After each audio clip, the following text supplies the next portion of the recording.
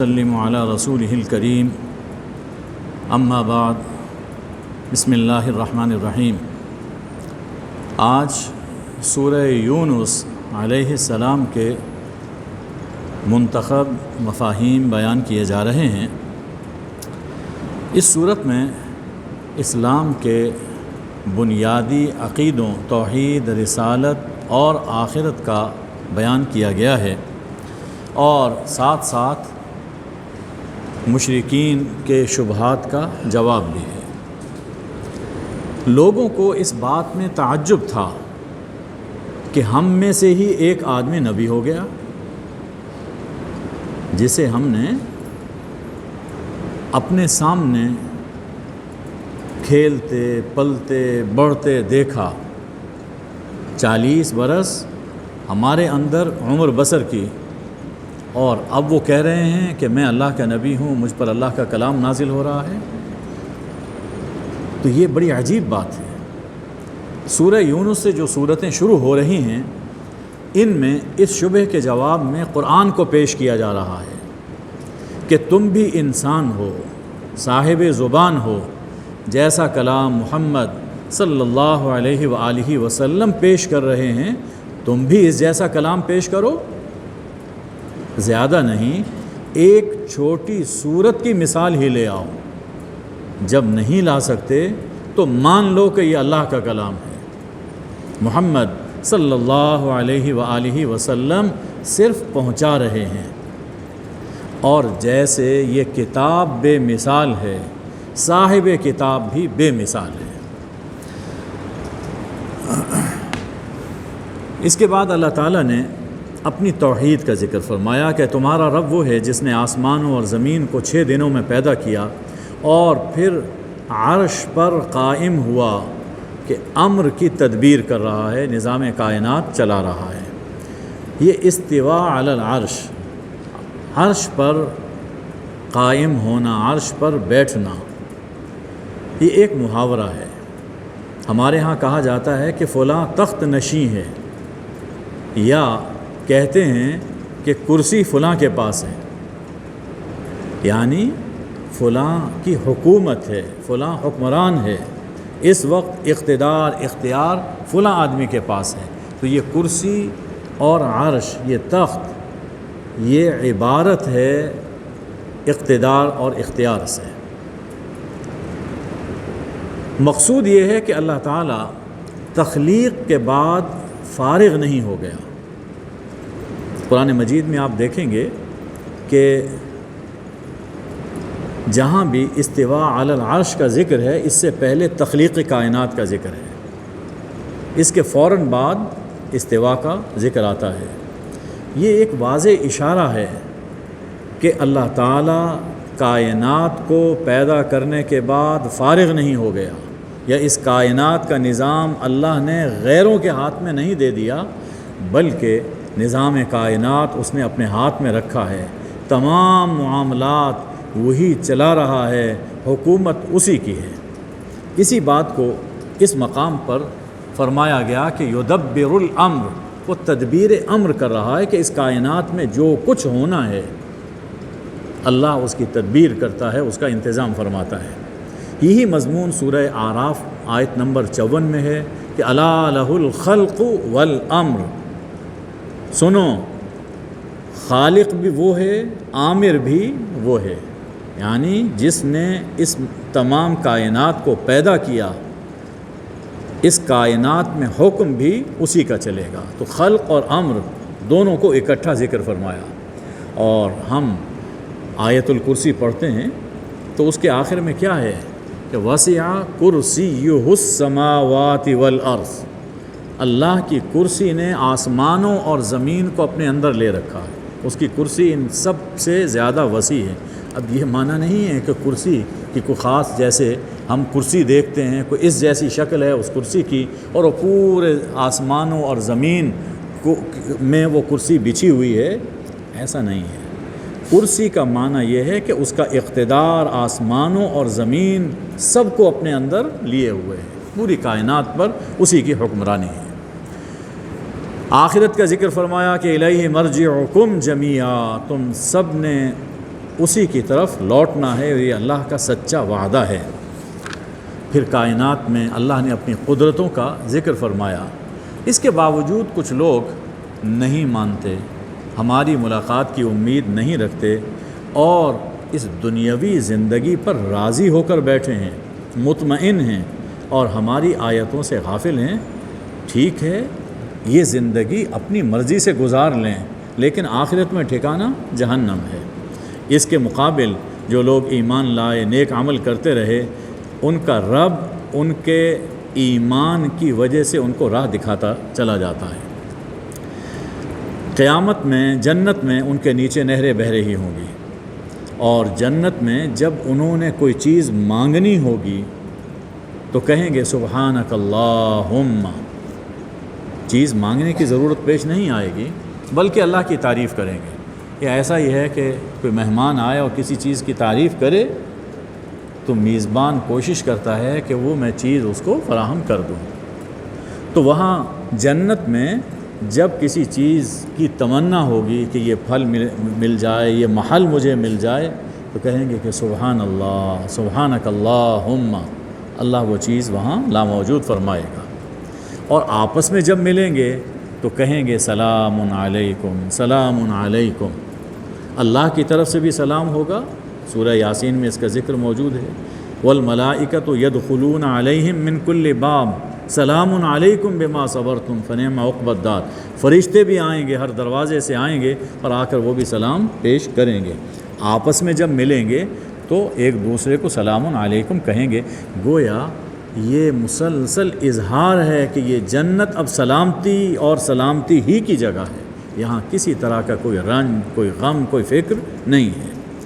اور ان کی آخری پکار کیا ہوگی؟ جب کوئی نعمت مل لی، برت لی، کھا لی، پی لی، تو آخر میں کہیں گے الحمدللہ رب العالمین، شکر ہے، تعریف ہے اس اللہ کی، سب جہانوں کا رب ہے۔ اب یہ دیکھیے، یہ جنت میں جو کچھ کہا جائے گا، اس دنیا میں ہمارے دین اسلام نے ہمیں انہی آداب کی تلقین فرمائی۔ تو گویا یہ دین اسلام یہ ہمیں جنتی زندگی جینا سکھاتا ہے۔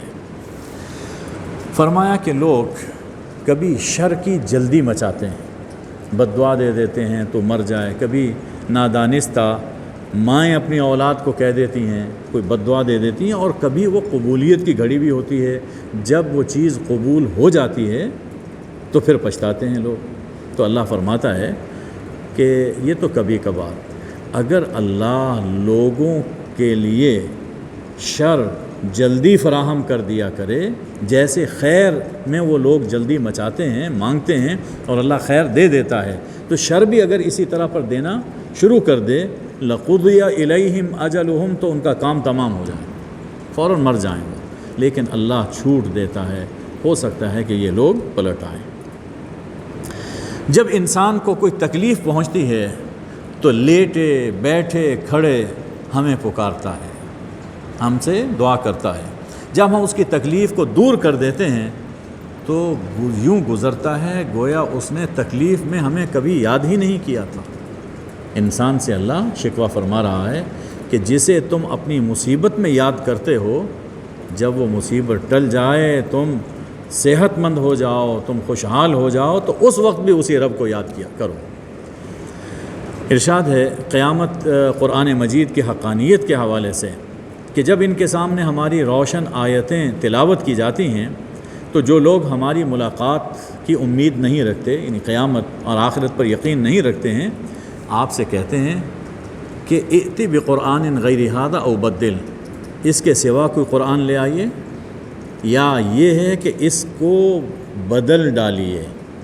مشرکین کو یہ بات بڑی کھٹکتی تھی، یعنی یہ تو مانتے تھے کہ بڑے بڑے کام سب اللہ ہی کرتا ہے، لیکن جہاں یہ آتا ہے کہ لا الہ الا اللہ، اللہ کے سوا کوئی کچھ نہیں کرنے والا، اللہ کے سوا کوئی معبود، کوئی خدا نہیں ہے، کہتے تھے کہ یہ بات ذرا کھٹکتی ہے، اس پر آپ سے ہماری بات بن نہیں سکتی، یا تو اس کے سوا ایسا قرآن لے آئیے کہ جس میں لا الہ الا اللہ نہ ہو، ہم مان لیں گے، یا چلیے اور قرآن نہیں ہے تو جہاں جہاں اس طرح کی توحید آتی ہے تو اس میں تھوڑی سی امینڈمنٹ کر لیں۔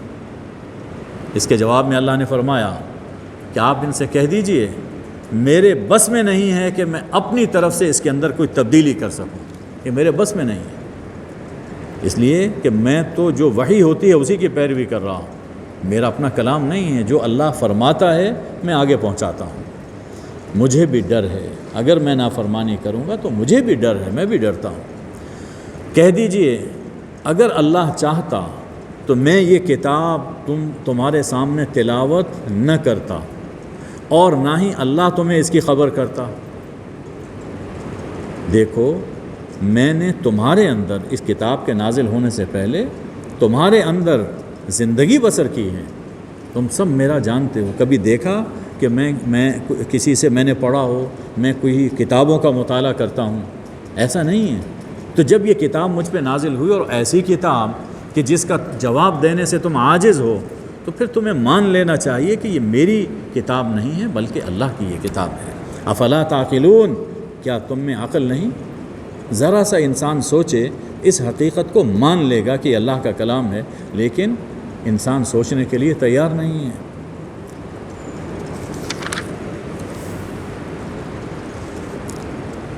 فرمایا وہی ہے جو خشکی اور تری بر و بحر میں تمہیں چلاتا ہے، تمہیں راہیں فراہم کرتا ہے، یہاں تک کہ جب تم کشتیوں میں ہوتے ہو اور وہ کشتیاں خوشگوار ہوا کے ساتھ چل رہی ہوتی ہیں، خوشگوار ہوا ان کشتیوں کو چلا رہی ہوتی ہے اور لوگ خوش ہو رہے ہوتے ہیں، واہ سفر کتنا اچھے انداز کے اندر ہمارا سفر کٹ رہا ہے۔ تو اچانک ایک تند و تیز ہوا آتی ہے، ہر طرف سے موجیں اٹھتی ہیں اور انہیں یقین ہو جاتا ہے کہ بس ہم اب گر گئے، اب ہم ڈوب گئے۔ اس وقت دعوا اللہ مخلصین لہ الدین، اس وقت وہ اللہ کو پکارتے ہیں اور صرف اللہ ہی کو پکارتے ہیں۔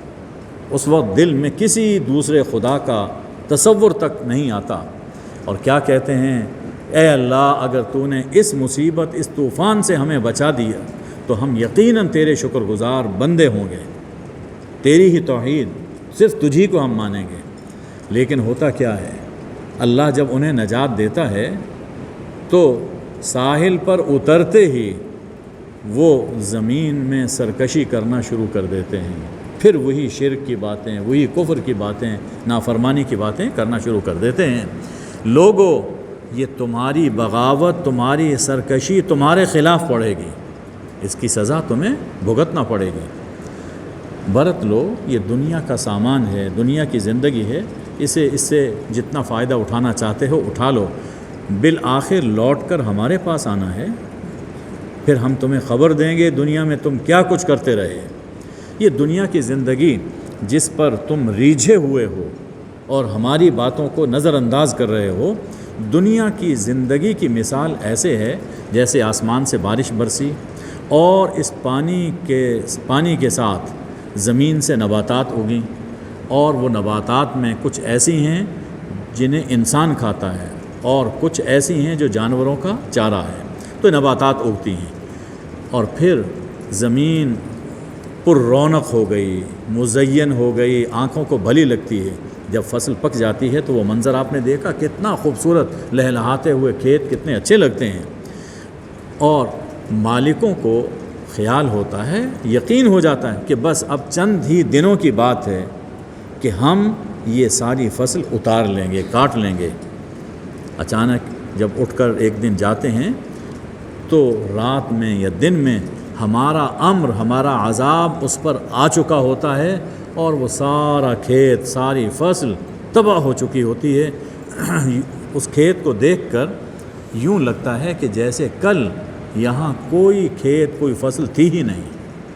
فرمایا کہ انسان کی زندگی بھی اسی طرح ہے، پیدا ہوتا ہے، جوان ہوتا ہے، مستیاں کرتا ہے، بڑھاپے کی عمر کو پہنچتا ہے، اور پھر اس کی آرزوئیں بڑھنا شروع ہو جاتی ہیں، یہاں تک کہ ایک دن جب اس کے لواحقین کو، اس کے اعزاء کو اسی میں اپنا سہارا نظر آتا ہے کہ بابا جی ہیں، ان کے ہوتے ہوئے ہمیں کوئی کچھ نہیں کہہ سکتا۔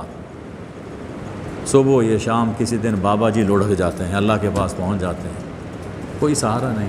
آخری سہارا کون ہے؟ صرف اللہ جل شانہ۔ اللہ تمہیں سلامتی کے گھر کی طرف بلا رہا ہے، سلامتی کا گھر، آخرت، جنت۔ جن لوگوں نے اس دنیا میں بھلی زندگی بسر کی، آخرت میں انہیں ان سے بھلا سلوک ہوگا، بھلا مقام ملے گا، اور اس کے ساتھ کچھ اور بھی مزید بھی ان کو ملے گا۔ یہ بھلا کیا ہے؟ بھلائی کیا ہے؟ جنت، اور جنت کے ساتھ مزید اللہ کا دیدار اور اللہ کی رضا۔ طویل حدیث ہے جس کا حاصل یہ ہے کہ اللہ تعالیٰ اہل جنت سے پوچھے گا، وہ اپنی اپنی یعنی خواہش بتائیں گے، اور جب سب خواہشیں پوری ہو چکیں گی تو اللہ تعالیٰ فرمائے گا کہ اس کے سوا بھی کچھ اور چاہیے، کہ یا اللہ اور تو ہماری عقل میں کوئی بات ہی نہیں آ رہی، اور کیا مانگیں؟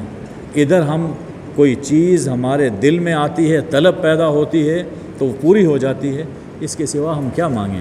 اللہ فرمائے گا کہ ہاں ایک اور بھی چیز، وہ ہے میری رضا، کہ اب میں تم سے راضی ہو گیا، کبھی ناراض نہیں ہوں گا۔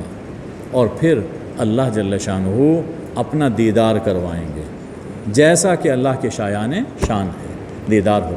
اور یہ اللہ کا دیدار، اس کی زیارت جنت میں، یہ جنت کی تمام نعمتوں سے بڑھ کر لذیذ نعمت ہوگی۔ تو فرمایا کہ جن لوگوں نے احسان کی زندگی بسر کی، ان کے لیے اچھا مقام، اچھا ٹھکانہ، اور اس کے سوا مزید بھی ہے۔ نہ ان کے چہروں پر سیاہی آئے گی، نہ رسوائی ان پر چھائے گی، یہ جنتی لوگ ہیں۔ اس کے مقابل میں جن لوگوں نے گناہوں میں اپنی زندگی بسر کی، تو جیسی زندگی ہے، جیسا کام ہے، ویسی ہی ان کو سزا ملے گی۔ انہیں ذلت ڈھانپ لے گی، اور اللہ کے عذاب سے کوئی انہیں بچانے والا نہیں ہوگا۔ چہرے اتنے سیاہ ہو جائیں گے کہ گویا اندھیری رات کے ٹکڑے ان کے چہروں پر ڈھانپ دیے گئے، اندھیری رات کے ٹکڑے، اتنے سیاہ چہرے۔ یہ جہنمی ہیں اور جہنم میں ہمیشہ رہیں گے۔ قیامت کے دن یہ جھوٹے معبود، جھوٹے بناوٹی خدا، یہ اور ان کے پیروکار سب کو الگ الگ کر دیا جائے گا، اور وہاں جا کر جھوٹے خدا کہیں گے ما کنتم ایانا تعبدون، تم ہماری عبادت نہیں کرتے تھے، اللہ اس پر گواہ ہے کہ ہمیں تمہاری عبادت کا کچھ پتہ نہیں۔ یعنی انہیں یہ ڈر ہوگا کہ اگر ہم یہاں خدا بن کر پیش کیے گئے تو ہمیں اور زیادہ سخت سزا ملے گی، تو اپنے سارے فالوور سے وہ انکار کر دیں گے۔ ارشاد ہے توحید ہی کا بیان، کہہ دیجئے من یرزقکم من السماء والارض، کون ہے جو تمہیں آسمان سے اور زمین سے رزق دیتا ہے؟ کون ہے جو تمہاری سماعت اور بصارت کا مالک ہے؟ کون ہے جو مردے سے زندہ کو پیدا کرتا ہے اور زندہ سے مردہ کو پیدا کرتا ہے؟ اور کون ہے جو نظام کائنات چلا رہا ہے، تدبیر امر کر رہا ہے؟ جب یہ باتیں آپ پوچھتے ہیں ان سے تو کہتے ہیں اللہ، سب کچھ اللہ کرنے والا ہے۔ اچھا، جب یہ سب بڑے بڑے کام اللہ کرنے والا ہے تو اس سے چھوٹی چھوٹی ضرورتوں کے لیے تم ان جھوٹے بتوں کے سامنے جا کر کیوں سر جھکاتے ہو؟ فرما دیجئے کیا تمہارے شرکاء میں، تمہارے بناوٹی خداؤں میں کوئی ایسا ہے جس نے تخلیق، جس نے یہ خلقت پیدا کی ہو اور پھر اس کو دوبارہ پیدا کر سکے؟ کہہ دیجئے کہ یہ اللہ ہے، یہ اللہ ہے جس نے ابتدا میں اس خلقت کو پیدا کیا اور پھر دوبارہ اس کو پیدا کرے گا، تو تم کہاں پھرے جاتے ہو؟ فرما دیجئے کیا تمہارے شرکاء میں کوئی ایسا ہے جو حق کی طرف راہ دکھائے؟ فرما دیجئے کہ یہ اللہ ہے جو حق کی راہ دکھاتا ہے۔ سوچو، جو حق کی راہ دکھائے وہ پیروی کا زیادہ حقدار ہے، یا وہ کہ جسے دکھائے بغیر راہ نظر نہ آئے، جو خود دوسروں کی ہدایت کا محتاج ہے؟ تو ظاہر ہے کہ حضور اکرم صلی اللہ علیہ وآلہ وسلم اس بات کے حق رکھتے ہیں کہ ان کی پیروی کی جائے۔ فما لکم، تمہیں کیا ہوا، تم کیسا فیصلہ کرتے ہو؟ پھر قرآن کی عظمت اور حقانیت کا بیان۔ کیا لوگ یہ کہتے ہیں کہ محمد کریم صلی اللہ علیہ وآلہ وسلم نے اس قرآن کو گھڑ لیا؟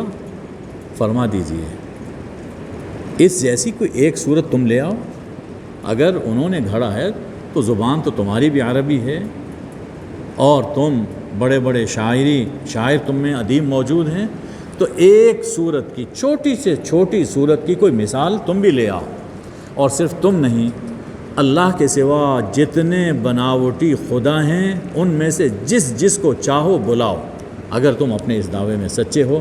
جب نہیں اس کا جواب دے سکتے تو پھر مان لو کہ یہ اللہ کا کلام ہے اور بے مثل کلام ہے۔ آپ کو جھٹلاتے ہیں تو آپ کہہ دیجئے میرے لیے میرا عمل، تمہارے لیے تمہارا عمل، تم میرے عمل سے بری، میں تمہارے عمل سے بری۔ قیامت کے دن سب نے اپنا اپنا جواب دینا ہوگا۔ یعنی انسان کو چاہیے کہ انسان سمجھائے بجھائے، اس حد تک کہ رسول اللہ صلی اللہ علیہ وسلم نے اس کے لیے کتنی تکلیفیں اور مشقتیں برداشت کیں، تو انسان بھی دین کی تعلیم اور تبلیغ کرے، لیکن پھر بھی کوئی نہیں مانے، نہ مانے، تو اس کا مطلب یہ نہیں ہے کہ انسان اس پر مسلط ہو جائے۔ ہر ایک نے اپنا اپنا جواب دینا ہے۔ ان میں سے کچھ لوگ ایسے ہیں جو بظاہر بڑی توجہ سے آپ کی طرف کان لگاتے ہیں، بڑی توجہ سے ظاہر کرتے ہیں کہ ہم سن رہے ہیں۔ کیا آپ بہرے کو سنا سکتے ہیں؟ اور جب کہ ان کو عقل بھی نہ ہو، عقل بھی نہیں ہے اور ہے بھی بہرا، تو اسے کون سنا سکتا ہے؟ تو ان کے کان جو حقیقت سننے کے لیے ہونے چاہیے، وہ کان ان کے بند ہیں، لہٰذا ان کو بات سمجھ میں نہیں آ رہی۔ ان میں سے کچھ ایسے ہیں جو آپ کو دیکھ رہے ہیں، یعنی بظاہر یوں دکھائی دیتا ہے کہ بڑی توجہ سے ہیں، لیکن اصل نظر ان کی بند ہے، دل کی نظر بند ہے۔ تو کیا آپ اندھے کو راہ دکھا سکتے ہیں جب کہ وہ دیکھ ہی نہ رہے ہوں؟ اللہ لوگوں پر کچھ ظلم نہیں کرتا، یہ لوگ ہیں، انسان ہیں کہ اپنے اوپر ظلم کرتے ہیں۔ اللہ تو جو کچھ انسان کرتا ہے اس کا نتیجہ اس کو عطا فرما دیتا ہے۔ آپ سے کہتے ہیں کہ یہ وعدہ کب پورا ہوگا، یعنی قیامت کب آئے گی؟ اگر سچے ہو تو بتا دیجئے۔ آپ ان سے فرما دیں کہ میں اپنے لیے کسی ضرر اور کسی نفع کا اختیار نہیں رکھتا ہوں، مگر جو اللہ چاہے وہ ہو کر رہتا ہے۔ مجھے اس بارے میں کچھ پتہ نہیں کہ قیامت کب آئے گی، جب اللہ کا فیصلہ ہے وہ پورا ہو جائے گا، لیکن آئے گی۔ ہر امت کی ایک مدت مقرر ہے، جب وہ وقت مقرر آ جائے گا تو اس میں ایک گھڑی نہ تاخیر ہوگی نہ تقدیم ہوگی، ایک گھڑی بھی آگے پیچھے نہیں ہو سکتا۔ فرمایا کہ لوگوں، پھر قرآن ہی کی عظمت اور قرآن کی طرف توجہ دلائی جا رہی ہے، اور بڑی عجیب یہ آیت ہے، انسان پڑھتا ہے تو بڑا لطف آتا ہے، خوشی ہوتی ہے۔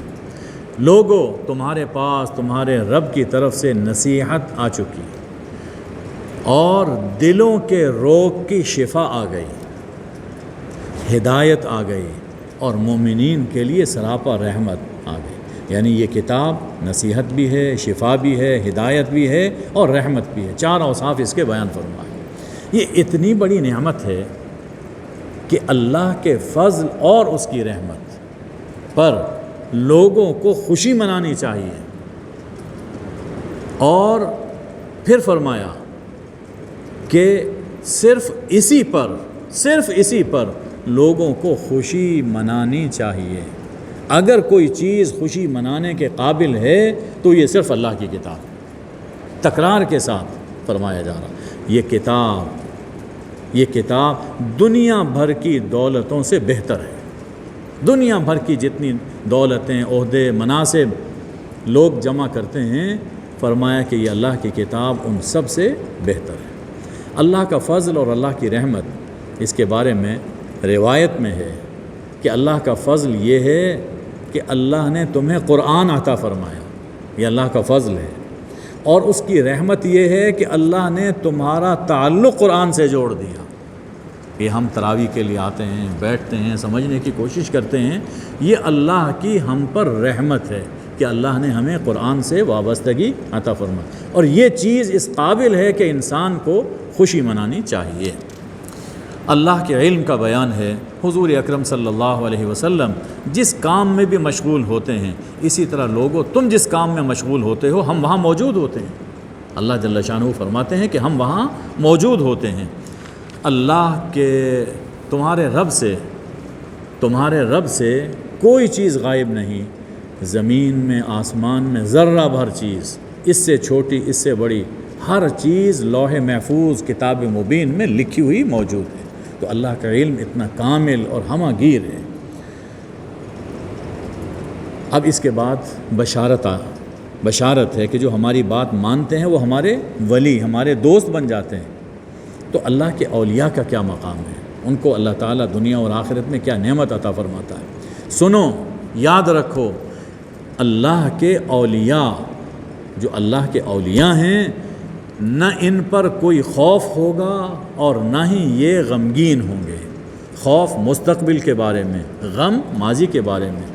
تو جو اللہ کا دوست بن جاتا ہے، اس کا ولی بن جاتا ہے، اس کا مستقبل محفوظ اور اس کا ماضی ٹھکانے پہ لگ جاتا ہے، انہیں وہ خوف اور حزن سے نجات پا جاتے ہیں۔ یہ ولی کون ہے، کس کو ولی کہا جائے گا؟ دو لفظوں میں اللہ نے اس کی تعریف بیان کر دی کہ اللہ کا ولی کون ہوتا ہے۔ الذین آمنوا وکانوا یتقون، جو اللہ کو مانتے ہیں اور اللہ کی مانتے ہیں۔ تقوی نام ہے اللہ کی ماننے کا، یعنی ایمان اور تقوی کی زندگی جو بسر کرتے ہیں انہیں اللہ کا ولی کہا جاتا ہے۔ اس کے لیے کوئی خاص لباس، کوئی خاص وضاقتہ، یہ کوئی ضروری نہیں ہے، بلکہ حدیث میں تو یہ آیا کہ بعض ایسے بھی اللہ کے اولیاء ہوتے ہیں کہ لوگ انہیں دھکے دیتے ہیں، اپنے پاس نہیں بٹھاتے ہیں، لیکن اگر وہ قسم اٹھا کر کوئی بات کہہ دیں تو اللہ ان کی قسم پوری فرماتا ہے۔ ایسے اللہ کے ولی موجود ہیں، اس لیے کسی کو حقیر نہیں سمجھنا چاہیے۔ فرمایا کہ ان اولیاء کے لیے دنیا کی زندگی میں بشارت ہے اور آخرت میں ان کے لیے بشارت ہے۔ دنیا کی زندگی میں بشارت، حدیث میں رؤیائے صادقہ ہے کہ سچے خواب اللہ تعالیٰ ان کو دکھا دیتا ہے، اور یا کسی کو ان کے بارے میں کوئی خواب، سچا خواب وہ آ جاتا ہے۔ اس کے ساتھ اطمینان، وہ اللہ کی نعمت۔ فرشتے ان کو سلام کرتے ہیں، موت کے وقت فرشتے ان کو سلام کرتے ہیں، بڑے اعزاز کے ساتھ ان کی روح نکالی جاتی ہے، اور آخرت میں تو جنت ہے، ان کے لیے بشارت ہے۔ یہ جو باتیں کہی جا رہی ہیں یہ اللہ کی باتیں ہیں، اور اللہ کی باتیں بدلتی نہیں ہیں، یہ اللہ کا فیصلہ ہے۔ ذالک هو الفوز العظیم، کامیابی چاہتے ہو تو سب سے بڑی کامیابی اس میں ہے کہ اللہ کے دوست بن جاؤ، اللہ کے ولی بن جاؤ۔ ان لوگوں کی باتیں آپ کو غم میں نہ ڈالیں۔ حضور صلی اللہ علیہ وسلم کے بارے میں طرح طرح کی لوگ باتیں اعتراض کرتے تھے، تو فرمایا کہ ان لوگوں کی باتیں آپ کو غم میں نہ ڈالیں۔ یاد رکھیے، ان العزت للہ جمیعا، عزت سراسر اللہ کے پاس، اللہ کے لیے ہے، یعنی صاحب عزت، رب العزت صرف اللہ ہے، اور جو اللہ کا بن جائے اللہ اسے بھی عزت عطا فرماتا ہے۔ سورہ منافقون میں آ رہا ہے وَلِلَّهِ الْعِزَّةُ وَلِرَسُولِهِ وَلِلْمُؤْمِنِينَ، عزت تو اللہ کے پاس ہے، العزیز ذات صرف اللہ کی ہے۔ اللہ کے رسول سب انسانوں میں اللہ کے مقرب ہیں، تو اللہ اپنے رسول کو عزت دیتا ہے۔ وَلِلْمُؤْمِنِينَ، اور جو اللہ اور اللہ کے رسول پر ایمان لاتے ہیں اللہ ان کو بھی عزت دنیا میں عطا فرماتا ہے۔ حضرت نوح علیہ السلام کا واقعہ مختصر بیان فرمایا گیا، اور اس سے ان کی عظیمت بیان کی جا رہی ہے۔ حضرت نوح علیہ السلام، پیغمبرانہ عظیمت۔ حضرت نوح نے اپنی قوم سے کہا، لوگو اگر تمہیں میرا یہاں ٹھہرنا گراں گزرتا ہے، اگر تمہیں میری نصیحتیں ناگوار ہوتی ہیں، میں جو تمہیں اللہ کی آیتیں سناتا ہوں، واعظ و نصیحت کرتا ہوں، یہ تمہیں بری لگتی ہیں، تو مجھے اس کی کوئی پرواہ نہیں، میں تمہارا محتاج نہیں ہوں، میرا بھروسہ صرف اللہ پر ہے۔ تم اپنی تدبیر کر لو، جو تم کر سکتے ہو اپنی تدبیر وہ کر لو، اپنے جھوٹے خداؤں کو بھی اس میں شریک کر لو، میرے خلاف جو پلان بنا سکتے ہو وہ بناؤ، کوئی شبہ تمہارے اندر نہیں رہنا چاہیے، اور مجھے پھر کوئی مہلت نہ دو، اپنے فیصلے پہ عمل کر گزرو، مجھے اس کی کوئی فکر نہیں ہے۔ اس لیے کہ میں کوئی تم سے کچھ مانگتا تو نہیں ہوں، میرا اجر تو اللہ کے ذمے ہے، لہٰذا یہ جو کچھ میں کہتا ہوں تمہارے بھلے کے لیے کہتا ہوں، نہیں مانو گے تو اللہ کی طرف سے سزا کا انتظار کرو۔ اور پھر یہی ہوا کہ انہوں نے جھٹلایا، ہم نے نوح اور ان کے ساتھیوں، ان کے صحابہ کو نجات دی، اور جن لوگوں نے ہماری آیتوں کو جھٹلایا انہیں ہم نے غرق کر دیا۔ نوح علیہ السلام اور صحابہ اللہ کی آیتوں کو، اللہ کی کتاب کو مانتے تھے، نجات پا گئے، اور جھٹلانے والے وہ غرق ہو گئے۔ دیکھو ان ڈرائے گئے لوگوں کا انجام کیسا ہوا، اس سے عبرت حاصل کرو۔ پھر کچھ اور رسولوں کو ہم نے بھیجا، لیکن ایک دفعہ جب وہ جھٹلا چکے تھے تو پھر وہ ایمان لا کر نہیں دیے۔ انہوں نے کہا اب ہم نہیں مانیں گے، ضد کر لی، اڑ گئے اپنی بات پر۔ بس یہ جو اڑنا ہے، ضد کر لینا ہے، یہی خدائی مہر ہے جو دل پر لگ جاتی ہے، تو ہم نے ان کے دل پر مہر لگا دی۔ پھر ہم نے ان رسولوں کے بعد موسیٰ اور ہارون علیہ السلام کو فرعون اور ان کے درباریوں سرداروں کے پاس بھیجا۔ انہوں نے تکبر کیا، بات نہیں مانی۔ پھر وہ جادوگروں سے ان کا مقابلہ ہوا۔ جب جادوگر ان کے سامنے آئے اور انہوں نے اپنا جادو دکھایا تو حضرت موسیٰ علیہ السلام نے کہا کہ ما جئتم بہ سحر، قال موسیٰ ما جئتم بہ سحر، جو تم پیش کر رہے ہو یہ سراسر جادو ہے۔ ان اللہ سیبطل، اللہ اس جادو کو بہت جلد فنا کر دے گا، ختم کر دے گا۔ ان اللہ لا یصلح عمل المفسدین، اللہ فسادیوں کا کام چلنے نہیں دیتا۔ فسادیوں کا کام، ان کا کاروبار چلتا نہیں ہے فسادیوں کا۔ یہ آیہ کریمہ اکثر کئی دوست وہ جادو کی، سحر کی شکایتیں کرتے رہتے ہیں۔ یہ سورہ یونس کی آیت نمبر 81 ہے، آیت نمبر 81، اسے یاد رکھیے۔ اگر کسی کو یہ خیال ہو کہ اس پر جادو کا اثر ہے تو یہ آیت یونس 81 آیت اور معوذتین، بلکہ سورہ اخلاص بھی ساتھ، آخری تینوں صورتیں پڑھ کر دم کریں، لکھ کر گلے میں ڈال دیں یا دم کر کے پانی پر دم کر کے پلا دیں، اللہ تعالیٰ اس اثر کو دور فرمائے۔ لیکن یہ جو کالے پیلے نیلے عامل بیٹھے ہوئے ہیں، خدا کے لیے ان لوگوں سے بچیں۔ یہ ایمان کے بھی دشمن ہیں اور عزتوں کے بھی دشمن ہیں۔ قرآن کی طرف پلٹیے، قرآن میں اللہ نے ہر چیز کا علاج رکھا ہوا ہے۔ حضرت موسیٰ علیہ السلام نے دعوت دی، تبلیغ کی، لیکن صرف آپ کی قوم میں سے کچھ نوجوان ایمان لائے۔ نوجوانوں کے دل صاف ہوتے ہیں، جب ایک بات سمجھ آ جائے تو پھر اس پر وہ عمل کر گزرتے ہیں۔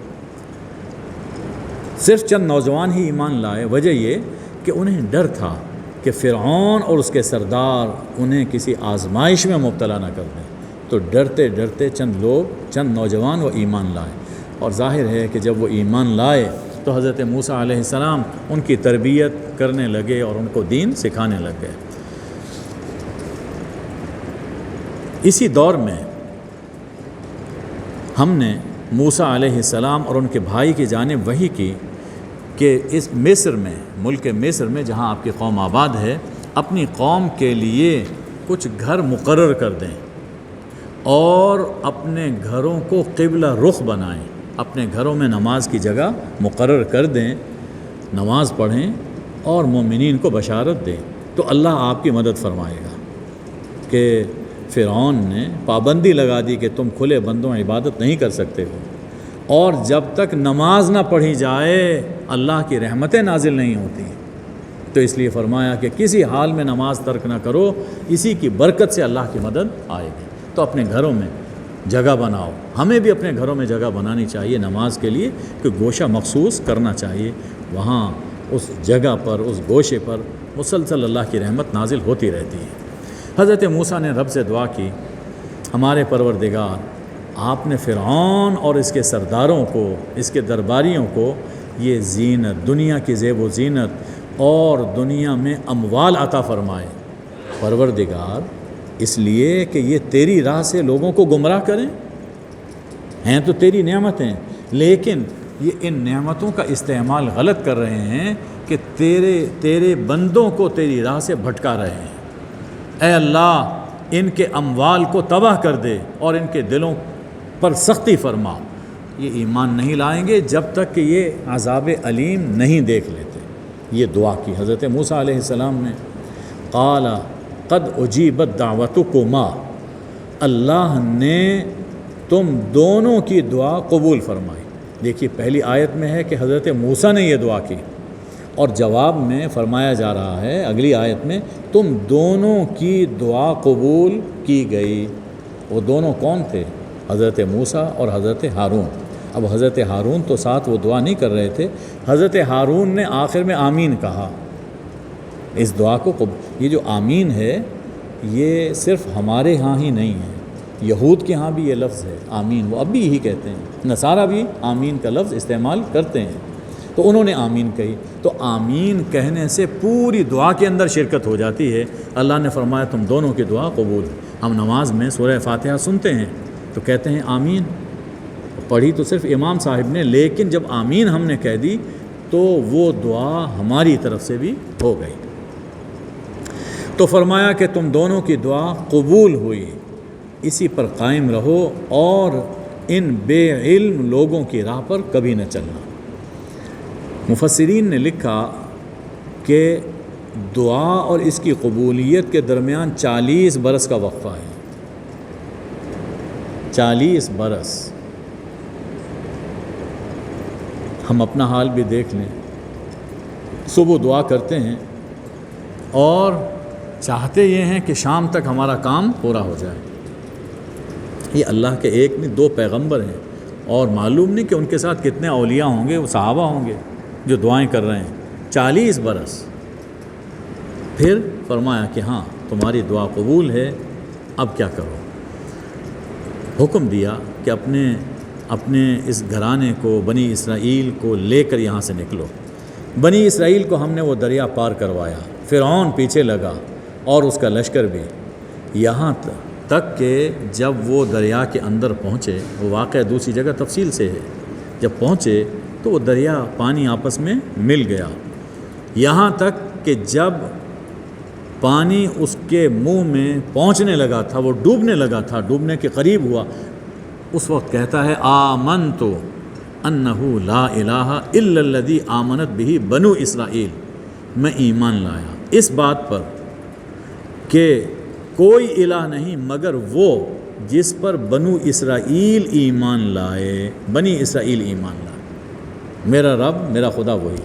یعنی آپ یہ دیکھیے کہ بے چارگی کی انتہا، بنی اسرائیل جن کو وہ عزت کی نظر سے دیکھنا پسند نہیں کرتا تھا، جن کو بیگار میں رکھا ہوا تھا اور ان پر ظلم و ستم کرتا تھا، اب انہی کے خدا پر ایمان لا رہا ہے۔ یہ بے چارگی کی انتہا ہے۔ انا من المسلمین، میں اسلام قبول کرتا ہوں۔ اللہ نے اس کے جواب میں فرمایا آن ہون، ہاں ہم کہتے ہیں نا ہون، نہیں، اب وقت گزر چکا۔ قد عصیت قبل، اس سے پہلے تو نافرمانیاں کرتا رہا اور فساد مچاتا رہا، اب کہتے ہو کہ میں ایمان لا رہا ہوں، اب ایمان قبول نہیں۔ آج ہم تیرے بدن کو نجات دیں گے تاکہ پچھلوں کے لیے تو نشان عبرت بن جائے۔ چنانچہ سمندر نے، دریا نے اس کی لاش کو باہر پھینک دیا۔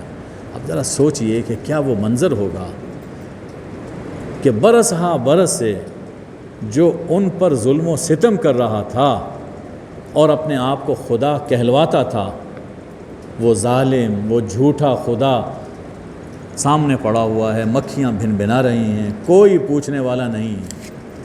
اس سے بڑھ کر نشان عبرت کسی قوم کے لیے کیا ہو سکتا ہے؟ اور ان ظالموں کے لیے بھی یہ نشان عبرت ہے جو اب بھی لوگوں پر ظلم کرتے ہیں، کہ اللہ جب پکڑتا ہے تو پھر نشان عبرت بنا دیتا ہے۔ اب یہ نجات تو اسے ملی، لیکن یہ نجات بے فائدہ تھی، اس لیے کہ ایمان جو بے فائدہ تھا، جب تک انسان پر نزع کی حالت طاری نہ ہو ایمان قبول ہے، یا جب عذاب کی لپیٹ میں نہ آئے ایمان قبول ہے۔ عذاب آ جائے یا سکرات الموت طاری ہو تو پھر ایمان قبول نہیں ہوتا۔ تو جیسا ایمان تھا ویسے نجات، یعنی روح اس کو تو سزا مل رہی ہے، بدن کو نجات ملی، وہ بے فائدہ۔ اکثر لوگ ہماری آیتوں سے غافل رہتے ہیں۔ اس کے بعد ارشاد فرمایا فلولا كانت قرية آمنت فنفعها ایمانها الا قوم یونس، قوم یونس کا یہاں پر ذکر ہے۔ مختصر سا واقعہ یہ سن لیجئے۔ حضرت یونس علیہ السلام موصل میں نینوا کے رہنے والوں کی جانب مبعوث ہوئے تھے۔ یہ شہر اب بھی عراق میں اسی نام سے موجود ہے، نینوا بھی موجود ہے، موصل بھی موجود ہے۔ 7 سال دین کی دعوت دی، تبلیغ کی، لیکن جتنا یہ سمجھاتے تھے لوگوں کی سرکشی اتنی ہی بڑھتی چلی جا رہی تھی۔ ایک دن تنگ آ کے فرمایا کہ بات مان لو تو ٹھیک ہے، ورنہ 3 دن کے بعد عذاب آئے گا۔ 2 دن گزر گئے، تیسری شب شروع ہوئی، آدھی رات گزرنے پر حضرت یونس علیہ السلام اس بستی سے نکل گئے۔ انہیں یقین تھا کہ اللہ کا عذاب، اللہ کے پیغمبر نے ایک بات کہی ہے، اللہ کی رحمت پر، اس کی قدرت پر یقین سے کہی، تو بس یہ تھا کہ اب عذاب آئے گا، اللہ میری بات کی لاج رکھے گا۔ تو بستی سے نکل گئے، آرڈر ابھی نہیں ہوا تھا نکلنے کا، لیکن نکل گئے۔ اب جب چلے گئے تو صبح کا وقت ہوا تو ایک سیاہ بادل آسمان پر چھا گیا اور اس سے دھواں وہ نکل رہا تھا، اور آہستہ آہستہ وہ قریب آتا گیا، حتیٰ کہ گھروں کی چھتیں، گھروں کے اندر وہ روشن دان میں، کھڑکیوں میں پانی، وہ دھواں اندر آیا، چھتیں سیاہ ہو گئیں۔ کہا کہ جاؤ دیکھو یونس کدھر ہیں۔ جب دیکھا تو یونس وہاں نہیں تھے۔ اب تو انہیں یقین ہو گیا کہ جس عذاب سے وہ ڈرا رہے تھے وہ عذاب آ پہنچا ہے۔ اب وہ بڑے چھوٹے، مرد، عورتیں، حتیٰ کہ جانوروں کو اپنے ساتھ لیا، باہر میدان میں چلے گئے، اللہ کے سامنے سجدے میں گر گئے، رو رہے تھے، چیخ رہے تھے، آمنا بما جاء بہ یونس، یونس جو دین لے کر آئے، جو پیغام لے کر آئے، ہم اس پر ایمان لاتے ہیں۔ اتنی آہو زاری کی، اتنا گریہ کیا، اللہ کو ان پر رحم آ گیا۔ اللہ نے وہ جو آثار تھے اس عذاب کے، اس کو ٹال دیا، اور ان کے ایمان کو اللہ نے قبول فرما لیا۔ یہ کہ جب عذاب آ جائے تو پھر معافی نہیں ملتی، سنت اللہ کی یہی ہے۔ ابھی وہ عذاب نہیں آیا تھا، اس کے آثار آئے تھے۔ یہ خوش قسمت تھے کہ ان آثار کو دیکھ کر انہیں احساس ہوا اور انہوں نے توبہ کر لی اور ایمان لے آئے تو بچ گئے۔ اللہ نے فرمایا کہ ہم نے اس ذلت کے عذاب کو ان سے کھول دیا، اور جتنا وقت مقرر تھا ان کے لیے ہم ان کو نوازتے رہے۔ اب اس حوالے سے اللہ جل شانہ فرما رہے ہیں فلولا کانت قریۃ آمنت فنفعها ایمانها، کیوں نہیں کوئی بستی ایمان لے آئی کہ اس کا ایمان ان کو فائدہ پہنچاتا، وہ بچ جاتے۔ کوئی بستی ایمان نہ لائی اور اپنے کفر اور شرک کی وجہ سے، اپنے گناہوں کی وجہ سے وہ تباہ ہو گئے۔ بس یہ یونس علیہ السلام کی قوم کی ایک مثال ملتی ہے۔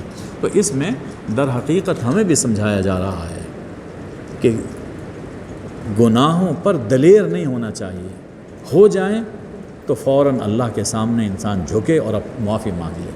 یہی معاملہ مشرکین مکہ سے بھی ہوا۔ جب حضور اکرم صلی اللہ علیہ وسلم فتح مکہ کے موقع پر وہاں پہنچے ہیں تو یہ اسلامی فوج یہ ایک عذاب کی صورت میں ان پر پہنچی تھی، لیکن انہوں نے سرنڈر کر دیا، ایمان قبول کر لیا، تو عذاب ان سے ٹل گیا۔ ممکن ہے اس جانب بھی اشارہ موجود ہو۔ سورہ کے آخر میں اللہ جل شانہ فرما رہے ہیں وَمَا كَانَ لِنَفْسٍ أَن تُؤْمِنَ إِلَّا بِإِذْنِ اللَّهِ، جب تک اللہ کی توفیق شامل حال نہ ہو کوئی بھی ایمان نہیں لاتا۔ یعنی اللہ سے ہمیشہ توفیق مانگنی چاہیے نیکی کی، ایمان کی، سلامتی کی، اور اللہ تعالیٰ گندگی، پلیدی ان لوگوں پر رکھ دیتا ہے جو عقل نہیں کرتے، جو سوچتے نہیں۔ یعنی عقل کا استعمال ضروری ہے۔ جب کاروبار کے لیے، دنیا کے کاموں کے لیے ہم عقل استعمال کرتے ہیں تو دین کے بارے میں بھی عقل کا استعمال کرنا ضروری ہے۔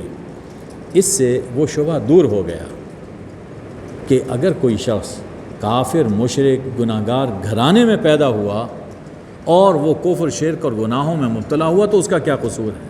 اس کا قصور یہ ہے کہ عقل اس کے پاس تھی لیکن اس نے اپنی عقل کو استعمال نہیں کیا، یہ ہے اس کا قصور، اس لیے گرفت ہوگی۔ فرمایا کہ کہہ دیجئے لوگو اگر تمہیں میرے دین میں شک ہے تو میں تمہارے خداؤں کی عبادت نہیں کروں گا، میں صرف اس اللہ کی عبادت کرتا ہوں جو تمہیں وفات دیتا ہے، اپنے پاس بلا لیتا ہے، اور مجھے حکم دیا گیا ہے کہ میں مومنین سے ہو کر رہوں، اور مجھے حکم دیا گیا ہے کہ میں بالکل سیدھا حنیف ہو کر اپنا رخ دین کی جانب رکھوں۔ فرمایا کہ اللہ کے سوا ان کو مت پکارو جو تمہیں نہ تو نفع پہنچا سکتے ہیں نہ تمہیں کوئی تکلیف پہنچا سکتے ہیں۔ اگر یہ کام کرو گے تو یاد رکھو اللہ کے یہاں ظالم شمار ہوگے۔ اللہ اگر کوئی تکلیف پہنچانا چاہے تو کوئی اسے ہٹا نہیں سکتا، اور اگر اللہ کوئی خیر پہنچانا چاہے تو کوئی اس کے فضل کو رد نہیں کر سکتا۔ فرما دیجئے کہ لوگوں، تمہارے پاس تمہارے رب کی طرف سے حق آ چکا۔ یہ خطاب ہم سے بھی ہے، یہ خطاب ہم سے بھی ہے کہ لوگوں، تمہارے پاس تمہارے رب کی جانب سے حق یعنی قرآن آ چکا۔ اب جس نے سیدھی راہ اپنائی تو اپنے بھلے کے لیے سیدھی راہ پر چل رہا ہے، اور جو بھٹکا رہا تو اس کا وبال، اس بھٹکنے کا، گمراہی کا وبال خود اسی پر پڑے گا۔ اور میں تم پر کوئی نگران بن کر نہیں آیا، میں تو بتانے کے لیے آیا ہوں۔ آپ اس وحی کی پیروی کیجئے جو آپ کی طرف ہو رہی ہے، صبر کیجئے، یعنی ہمیں یہ تلقین فرمائی جا رہی ہے حضور صلی اللہ علیہ وسلم کے ذریعے سے کہ جو دین اللہ نے ہمیں عطا فرمایا، جو وحی آئی ہے یعنی قرآن مجید، ہم اس کی پیروی کرتے رہیں اور اس دین پر جمے رہیں یہاں تک کہ اللہ فیصلہ فرمائے، اور اللہ سب سے بہتر فیصلہ کرنے والا ہے۔ قیامت کے دن سب چیزیں سامنے آئیں گی اور سب چیزوں کا اللہ تعالیٰ فیصلہ فرمائے گا۔ وما علینا الا البلاغ۔ اللہم صلی علی سیدنا و مولانا محمد النبی الامی و آلہ وبارک وسلم۔ اے اللہ، ہم نے جو کچھ سنا ہم اس پہ ایمان لاتے ہیں، ہمیں اس پہ عمل کرنے کی توفیق عطا فرما۔ اے اللہ، قرآن کی برکت سے ہمارے دلوں کے سب روگ دور فرما، قرآن کی برکت سے ہماری ظاہری اور باطنی سب بیماریوں کو دور فرما۔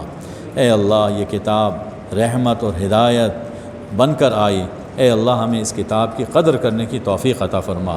اے اللہ، پاکستان پر، اہل پاکستان پر نظر کرم فرما، فتنہ و فساد کی آگ کو دور فرما، ہمارے دلوں میں ایک دوسرے کے لیے الفت اور محبت پیدا فرما۔ وصلی اللہ وبارک وسلم علی حبیبہ سیدنا محمد و آلہ الطیبین الطاہرین، آمین یا ارحم الراحمین۔